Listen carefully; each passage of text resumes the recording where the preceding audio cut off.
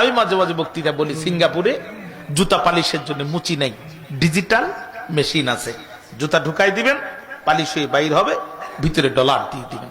বাঙালি যে যখন জুতা ঢুকাইছে আর পালিশ হয়ে বাইর হয়ে গেছে, বাঙালি দেখে টাকা নেওয়ার লোক নাই, কাল বিলম্ব না করে বাঙালি ফতোয়া আবিষ্কার করে দিছে, যেখানে মানুষ নাই ওখানে টাকা দেওয়া জায়েজ নাই। এখন বাঙালি শুধু জুতা ঢুকায়, পালিশ হয়ে বাইর হয়, পায়ে দিয়ে হেঁটে যায়, একটি টাকাও দেয় না। এই কোম্পানিগুলোর মালিক যারা, মাস শেষে বক্সগুলো ওপেন করে দেখলো তারা জুতা পালিশ হলো 30,000 জোড়া, মাগার ভিতরে মাল নাই। এ কাম করলো কারা? এটা ধরার জন্য তারা নিয়োগ করলো সিসি ক্যামেরা। এই সিসি ক্যামেরায় পড়লো ধরা বীর বাঙালি যারা এই মহান কাম করেছে তারা। এখন ওরা পড়ে গেল বড় বেকায়দায়। এত বাঙালি একসাথে যদি দেশে ফেরত পাঠায়, তাহলে আমার দেশের কলকারখানাও তো চলবার নয়।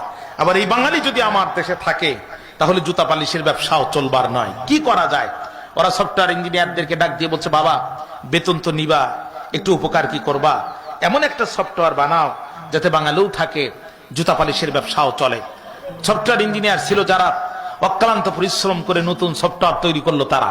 আর সেটি হচ্ছে, জুতা একটা দিবেন পালিশ হয়ে বাইর হবে, আরেকটা দিবেন পালিশ হবে, তবে বাহির হবে না ততক্ষণ, ভিতরে ডলার দিবেন না যতক্ষণ। বাঙালি কয়, এই সামান্য বুদ্ধি দিয়ে কি আর আমাদের আটকানো যায়?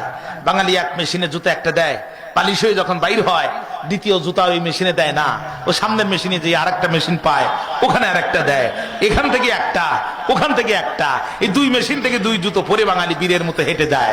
বলছিলাম না ভাই, এদের কাছে অসম্ভব।